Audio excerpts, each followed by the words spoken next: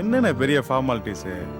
எவனாவது குப்பந்தாங்கண்ணா சுப்பந்தாங்கண்ணான்னு அவன் பேரில் பீம் நோட்டீஸை போட்டு வாங்கிடலானே.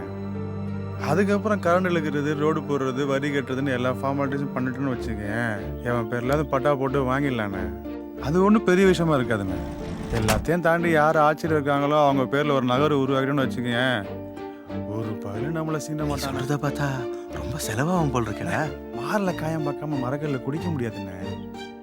டேய், இதெல்லாம் நடந்துருமாடா? ஏன்னா நடக்காது? வேஷம் போட்டலாண்ணே, வித்த காட்டிடலாண்ணே. நமக்கு ஒரு வரலாறு எழுதுவாங்கல்ல.